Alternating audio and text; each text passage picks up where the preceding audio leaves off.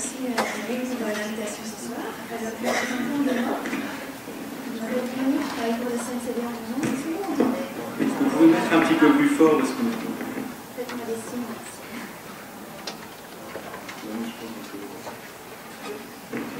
Comme ça va?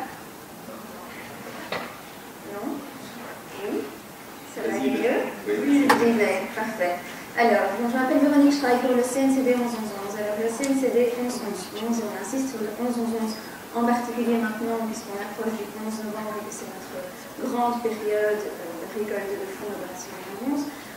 On est en fait une ONG de coopération au développement. Alors, on ne fait pas du tout dans l'humanitaire, l'urgence, etc. On est vraiment dans la coopération au développement. Et on est une ONG qui a un statut un peu particulier, puisqu'on réunit, on coordonne et on représente aussi 90 organisations, 90 ONG belges, engagées donc dans la solidarité du Sud, qui travaillent en fait dans les pays en développement, en partenariat avec des ONG ou des associations sur place. Et notre objectif est donc de les réunir, de les rassembler, de les représenter. Et pour ce faire, on a 3 missions clairement établies. La première mission, je vous en parlais à l'instant, c'est l'opération Zonzon, c'est la grande récolte de fonds qu'on organise pour soutenir les projets donc, de novembre dans les pays en développement. La deuxième mission est une mission de sensibilisation. Tout au long de l'année, on fait de l'éducation et développement dans les écoles, on est présent sur les festivals, on organise des projections de débat, on travaille avec les centres culturels. Et la troisième mission, c'est vraiment le cœur de mon travail, c'est l'interpellation politique. Et donc, dans ce cadre-là, en fait, on a une équipe plaidoyer au sein du CNCD 11-11, donc un département, donc c'est vraiment le cœur du travail. Et chaque personne dans le département travaille sur une thématique. En l'occurrence, moi je travaille sur l'environnement. Et concrètement, notre travail, notre objectif est vraiment de réunir et de rassembler la société civile. Donc d'abord et avant tout nos ONG membres, mais plus largement des ONG environnementales, les syndicats ou encore les conseils de la jeunesse, pour avoir une plateforme la plus large possible au niveau de la société civile, pour pouvoir interpeller les décideurs politiques au niveau régional, au niveau fédéral, et dans un second temps au niveau européen ou international, et donc les interpeller sur toute une série de sujets qui sont problématiques pour les pays en développement et plus largement dans le cadre de la question climatique. Donc ça, c'est pour vous expliquer en 2 minutes mon travail. Alors, je dois encore vous dire que le CNCD 11-11 fête cette année ses 50 ans. Et donc, si vous ne nous connaissez pas bien, ou si vous nous connaissez un peu, ou si vous nous connaissez beaucoup, vous êtes les bienvenus à venir fêter avec nous nos 50 ans. Ça se passe jeudi prochain. C'est à 18h à la Tentation. Et donc, c'est tout à fait gratuit. Il y a un vernissage d'une exposition, il y aura des concerts, une soirée dansante. Et donc, vous êtes tous les bienvenus. On vous conseille de vous inscrire sur le site du CNCD 11-11. Voilà, alors je vous disais que le cœur de mon travail, c'est donc d'interpeller les politiques sur les questions climatiques. Et donc, depuis 2011, on travaille avec les ONG environnementales, avec les syndicats, avec les conseils de la jeunesse et avec les ONG de développement, au sein de ce qu'on appelle la plateforme justice climatique. Alors, la plateforme justice climatique est relativement peu connue, vous en entendrez un peu parler dans les journaux de temps en temps. Le pendant de la plateforme justice climatique, au niveau des mobilisations, c'est la coalition climat qui réunit, elle, plus largement vraiment toutes les associations, tous les mouvements de la société civile qui veulent vraiment se mobiliser pour demander plus d'action climatique. Et donc c'est la coalition climat qui, depuis 2007, organise chaque année au moment de la COP des manifestations, et vous en verrez encore une cette année au moment de la COP 22. Je pense que c'est confirmé maintenant pour le dimanche 13 novembre. Voilà en 2 mots. Alors, ce que je voulais vous expliquer aujourd'hui, et je vais essayer de ne pas répéter ce que les précédents intervenants ont expliqué avec beaucoup de brio, c'était mon premier point de revenir sur Paris, mais surtout sur ce que Paris implique. Et donc, cette fameuse question de la fin des énergies fossiles. Je voulais faire un second point sur la réalité des pays les plus vulnérables. Là, Timothy Roberts en a parlé de façon admirable. La question de la justice climatique, la question des pertes et préjudices, la question du financement climat, ce sont des questions vraiment cruciales et donc je voulais vous en dire un petit mot. Et puis, la vraie question que je voulais poser ici maintenant, c'est comment est-ce qu'on peut envisager d'aider les pays en développement face à ces défis climatiques. Et donc, ça me permettra de terminer, de clôturer avec une vision un peu plus élargie. Alors, par rapport à l'accord de Paris, pour nous, ce qui est important dans l'accord de Paris, c'est que maintenant, de façon très claire, il y a eu un signal politique qui montre, qui sonne le glas des énergies fossiles. Ce signal politique, c'est le fait de réaffirmer le seuil des 2 degrés et même d'envisager une augmentation maximale de la température à 1,5 degré. Cette augmentation maximale de la température à 1,5 degré, elle avait été demandée par les pays en développement, et en particulier par le groupe Afrique, dès le mois de juin 2015, donc au moment où les négociations ont commencé à vraiment s'accélérer. Et pourquoi par le groupe Afrique, par les pays les plus vulnérables? Parce que ce sont eux qui sont les premières victimes des changements climatiques. Aujourd'hui, on observe une augmentation de la température de déjà environ 1 degré depuis la période industrielle. Je vais vous expliquer ça de façon un peu plus détaillée. Et on observe qu'aujourd'hui, on a déjà des impacts des dérèglements climatiques qui sont très conséquents dans plusieurs régions du monde. Et donc concrètement, cet accord de Paris, c'est pour nous très clairement la fin des énergies fossiles. Alors on a tout lu et tout entendu sur l'accord de Paris dans les médias, pendant les derniers jours de la conférence et puis au lendemain de la conférence. Moi, je vous incite vraiment à aller sur le site des Nations Unies, télécharger l'accord de Paris, il est disponible en français, et à décortiquer, à prendre le temps de lire l'accord de Paris. Alors il y a des articles qui vont vous sembler très flous. Si vous voulez un petit appui à la lecture, on va publier dans quelques jours une étude, je vais vous en parler. Mais cet accord de Paris, il a quand même des aspects très intéressants. Et en l'occurrence, il nous a été présenté par Laurent Fabius, qui était le ministre des Affaires étrangères, et c'est lui qui présidait la COP21. Il nous a été présenté comme un accord différencié, un accord juste, durable, équilibré et juridiquement contraignant. Et effectivement, quand on lit cet accord de Paris, on comprend qu'il y a une distinction claire entre les pays développés et en développement, et là les intervenants ont parlé, notamment avec la précision du principe de responsabilité commune et différenciée. Cet accord, il est juste, et là on a vraiment une référence très claire à la justice climatique, ce dont Timon Robert a parlé également par rapport au financement climat, entre autres. Cet accord, il est considéré comme durable, et là c'est une référence très claire à l'agenda 2030 du développement durable qui avait été adopté par les Nations Unies au mois de septembre. Là aussi, Catherine Aubertin en a parlé. Cet accord, il est équilibré entre les grandes puissances, ce qui était important pour réussir à conclure ce type d'accord.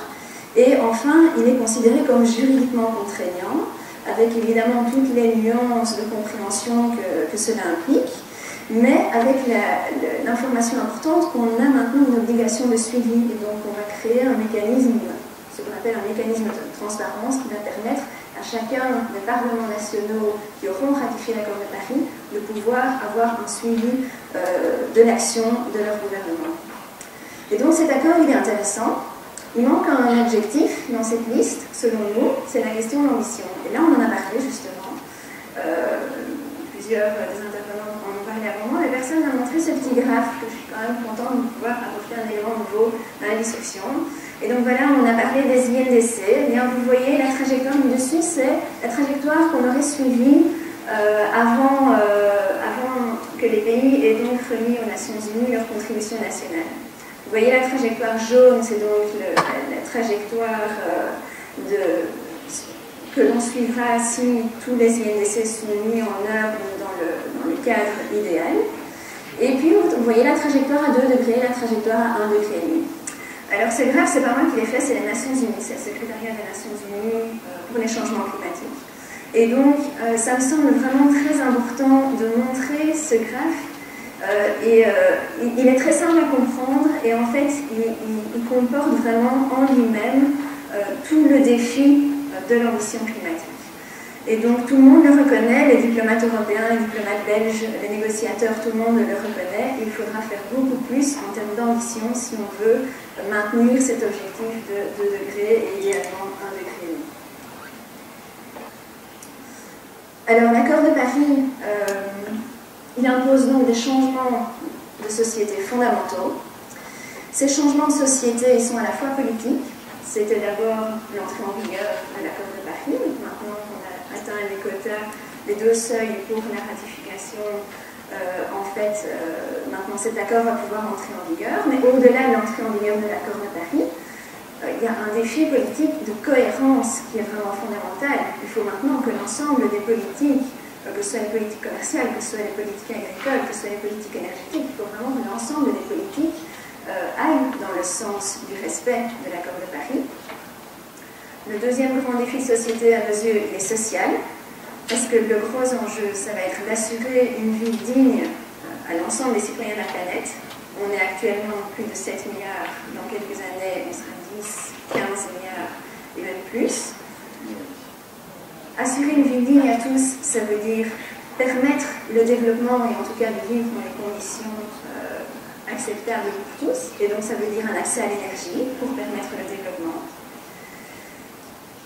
Et le troisième défi, il est principalement économique, puisque le gros enjeu, et en particulier chez nous en Belgique, en Europe, c'est de réussir à convertir notre modèle de société pour passer d'un modèle qui est principalement, qui s'appuie principalement encore maintenant sur les énergies fossiles, à un modèle qui s'appuiera sur le 100% renouvelable. Et dans ce cadre, on a toute une série de campagnes qui sont en train d'émerger. Et là, je vous invite vraiment à avoir un œil attentif à ce qui se fait au sein des associations et notamment au sein des universités. Il y a une campagne qui est en train de se construire maintenant sur le désinvestissement.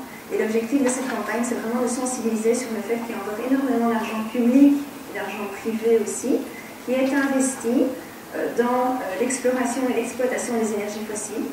Et ce qu'on voudrait, c'est que progressivement, tout cet argent qui contribue encore à alimenter le problème soit progressivement réorienté vers les énergies renouvelables. Donc voilà, tous ces éléments importants-là, ils se retrouvent dans cette étude qu'on va publier. Elle est déjà disponible sur notre site internet cscd.be et elle sera disponible en version papier dès mardi. Et donc n'hésitez pas à en demander éventuellement à Edwin ou directement au CNCD 1111. Alors, je voulais encore vous dire 2 mots sur la réalité des pays vulnérables. Je vais aller assez rapidement. En fait, on constate que le réchauffement il est là, il est bien là. On voit que l'année 2015 a été particulièrement catastrophique à ce niveau-là. Et je vais m'arrêter une seconde sur ce graphe-ci qui vient du rapport du GIEC, du dernier rapport du GIEC, et qui vous montre donc l'évolution de la température entre 1901 et 2012, donc l'évolution du XXe siècle. Et vous voyez qu'au plus les couleurs sont rouges et violettes, je ne sais pas si vous voyez bien, mais au plus c'est rouge, au plus c'est violet, au plus c'est mauvais, puisqu'on est à plus de 1,5 degré et même jusqu'à 2,5 degrés de hausse de température moyenne. Donc quand on vous dit que la température a augmenté en moyenne de 1 degré depuis l'ère industrielle, en fait, on sait que régionalement, c'est beaucoup plus en certains endroits et qu'en fait, il y a très peu de zones où la température est moins élevée maintenant qu'au début du siècle. Et donc, c'est important de savoir ça pour comprendre en fait qu'il y a des zones de la planète, ça je vais passer, il y a des zones de la planète qui sont beaucoup plus impactées que d'autres. Mais globalement, quand on voit cette carte, en fait, globalement, en fait, on est tous impactés. On est tous exposés aux impacts du changement climatique. Cette carte, elle montre les anomalies climatiques pour l'année 2015. Et donc, grosso modo, vous voyez que le Canada a subi une forte sécheresse. En Asie et au sein de l'Union européenne, ça a été des vagues de forte chaleur. De même qu'en Inde, on a atteint 48 degrés localement en Inde. Je ne sais pas si vous imaginez. Dans le Pacifique, c'est des ouragans très puissants et très rapprochés dans le temps. Et au Maroc, par exemple, puisque voilà, c'est là que la COP va se dérouler, en un mois, il est tombé 13 fois la quantité de pluie normale. C'est pas une fois, c'est pas 2 fois, c'est pas 3 fois, c'est 13 fois la quantité de pluie. Ça veut dire qu'il y a des zones de la planète qui sont en train de s'assécher, et il y a des zones de la planète qui tout d'un coup reçoivent beaucoup trop d'eau, et la Terre, dans ce cas-là, n'est pas apte à absorber toute cette eau, et donc ça provoque de très graves inondations. Donc voilà, Timothy Roberts vous a parlé également de la vulnérabilité des pays. En fait, et des pays en développement en particulier, les pays les moins avancés sont les plus vulnérables. La carte ici, elle vous montre en fait la vulnérabilité croisée avec le mode de vie, en fait, le mode de développement. Et là, ce qu'on voit en fait, c'est que les pays les plus foncés, en fait, il y a quelques pays d'Afrique saharienne, mais on voit surtout l'Inde et la Chine en fait. qui sont particulièrement impactés et qui seront particulièrement impactés dans les années à venir. Et c'est probablement un des éléments aussi qui fait que la Chine d'abord et puis l'Inde sur la scène internationale ont bougé, ont souhaité d'abord conclure un pacte avec les États-Unis pour avancer, ou les États-Unis ont souhaité conclure un pacte avec les Chinois. Je ne vais pas avancer sur le sujet, voilà. Mais donc voilà, quand on voit, quand on comprend la vulnérabilité de certaines régions du monde aux impacts des changements climatiques, on comprend aussi que les choses commencent enfin à bouger politiquement. Et donc tout ça pour vous dire que, grosso modo, sur la planète, on est tous exposés aux impacts des changements climatiques, mais par contre, on n'a pas tous la même vulnérabilité. Et là, en fait, un exemple simple, très facile à comprendre, c'est prendre le cas des Pays-Bas et du Bangladesh. En fait, le point commun entre les Pays-Bas et le Bangladesh, c'est la hauteur du territoire. En fait, chacun des deux pays a grosso modo 2 tiers de son territoire qui se situe à moins de 1 mètre au-dessus du niveau de la mer. Ce qui veut dire qu'avec l'élévation du niveau de la mer, en fait, l'eau a tendance à aller de plus en plus loin dans les terres. Et en l'occurrence, dans le sud du Bangladesh, il est de plus en plus difficile de cultiver sur les terres sur lesquelles auparavant on cultivait. Par contre, aux Pays-Bas, on a pu construire des digues. Les digues datent déjà de quelques décennies, mais maintenant, les Pays-Bas sont en train de renforcer leur système de digues. Les Pays-Bas sont capables de renforcer leur système de digues parce qu'ils disposent des moyens, ils disposent de la technologie, ils disposent des ressources humaines pour le faire. Ce qui n'est pas le cas du Bangladesh, qui chaque année s'endette. Ils s'endettent non pas pour les infrastructures, mais ils s'endettent pour permettre à sa population de se remettre des catastrophes naturelles, notamment de la salinisation des terres. Une image pour résumer la vulnérabilité des pays les plus vulnérables, en l'occurrence ici c'est Haïti. L'ouragan Matthew a fait plus de 900 morts il y a quelques jours, des dégâts inchiffrables. C'est juste inchiffrable parce que les gens travaillent dans l'économie informelle. Les gens ne sont pas assurés. Et maintenant, c'est une dépêche qui date de hier. Maintenant, c'est une épidémie de choléra qui se prépare. Il y a déjà 800 cas suspects. Et donc, c'est une véritable catastrophe humanitaire qui se prépare, qui se passe, qui se déroule maintenant, suite au passage d'un ouragan comme Matthew, alors qu'un peu plus loin, Cuba, la Jamaïque ou encore la côte est des États-Unis ont été impactés, mais les dégâts sont beaucoup moins importants. Et donc là, c'est vraiment toute la différence entre un pays pauvre, un pays en développement, ou surtout ce qu'on appelle un pays moins avancé, et un pays riche. Alors je vais terminer sur donc la question de la manière dont on peut aider les pays en développement aux impacts des changements climatiques qui se révèlent être une menace complémentaire à tous les efforts de développement qu'on peut mettre en place sur le terrain. C'est pour ça qu'il est vraiment absolument important d'agir. La première chose, c'est toujours ce qu'on répète, la première manière d'aider les pays en développement, c'est de réduire drastiquement les émissions, c'est arrêter le problème à sa source. Et donc au tout début, en 2009, quand le CNCD 1111 a commencé à travailler sur l'environnement, sur le climat, on nous posait la question de savoir pourquoi est-ce que vous, ONG de développement, vous intéressez soudainement à l'environnement. Et en fait, voilà, la réponse elle est là, c'est vraiment essentiel de limiter la menace climatique le plus rapidement possible. Alors la deuxième chose qui doit être faite pour aider les pays en développement, c'est que les pays qui ont pris des engagements d'aide publique au développement, alors on est vraiment dans l'ensemble des Nations Unies, les 0,7% du revenu national brut qui doivent être investis dans la coopération au développement, ces montants-là, cet argent-là, il doit être donné. Pour le moment, ce n'est pas le cas. Au niveau mondial, on est à 0,3% et en Belgique, on est à 0,42% pour l'année 2015. Troisième chose à faire, c'est honorer les engagements de financement climat. Et pourquoi est-ce que pourquoi est-ce que j'en viens au financement climat après l'aide publique au développement? C'est parce que les engagements de financement climat, ils ont été pris dans l'enceinte des Nations Unies pour le climat, et donc indépendamment de 0,7% d'aide publique au développement. Et à ce titre, le financement climat doit être additionnel aux engagements d'aide publique au développement. Ce qui n'est pas le cas pour le moment. Pour le moment, la Belgique recycle ses engagements d'aide publique au développement. Elle les compte 2 fois, en fait, une fois comme aide publique au développement, une fois comme financement climat. Et ça, pour nous, c'est pas correct, c'est pas vrai vis-à-vis des pays en développement. Et le dernier élément, c'est la question de l'assurance, de l'assistance internationale qu'il faut maintenant concrétiser. Parce que la question, en fait, on dit toujours que pour aider les pays en développement, il faut mettre en place des stratégies d'adaptation. Ça a été fait dans le cadre des Nations Unies, et c'est très bien que ça a été fait. Mais ce n'est pas suffisant. On constate maintenant qu'il y a toute une série de situations, notamment le passage dans le printemps comme Matthew, toute une série de situations qui font qu'il n'est plus possible de s'adapter. La catastrophe vient et ravage tout, quoi qu'il en soit.